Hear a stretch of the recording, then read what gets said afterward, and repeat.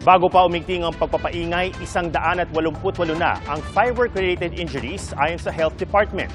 Mas mataas ng higit 50% kumpara sa naitala sa parehong panahon noong 2023. Kumusay natin ang lagay ng ilang ospital, saksi live, si Katrina Son. Katrina? Atom, ilang mga ospital ang inikutan ng DOH ngayong gabi para makita ang kahandaan ng mga ito.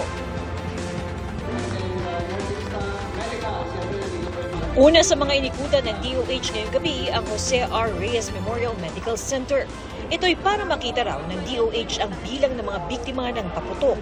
Bukod dyan ay para ipaalam sa publiko na kahit walang pera, maaaring magpagamot sa mga DOH-accredited hospitals dahil sa medical assistance to indigent and financially incapacitated patients. This is a challenge talaga. So talagang campaign, information drive sa lahat ng Pilipino at yung ang lahat ng DOH hospitals ay handa.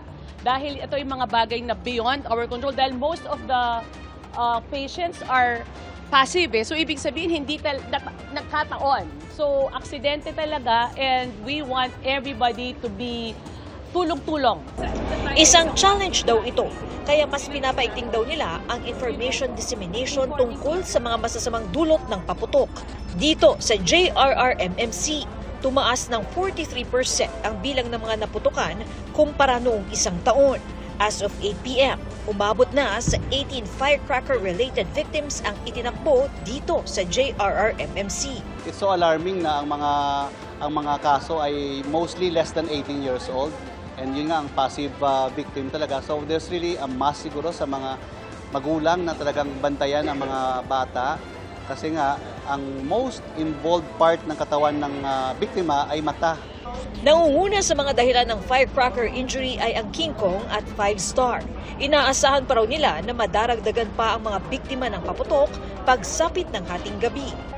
Sa Quirino Memorial Medical Center naman, mas bumaba ang bilang ng mga biktima ng paputok.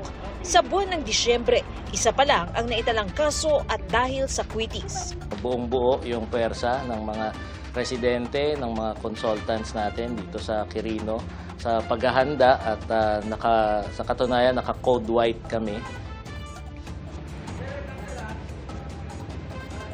Ato ang payo naman ng mga doktor na kapag naging biktima ng paputok ay agad magpunta sa ospital at iwasang mag-self-medicate. Balik naman tayo dito sa JRRMMC. As of 10 p.m. ngayon ay umabot na sa 19 ang biktima ng mga paputok. At live mula dito sa Maynila para sa GMA Integrated News. Ako si Katrina Son, ang inyong saksi.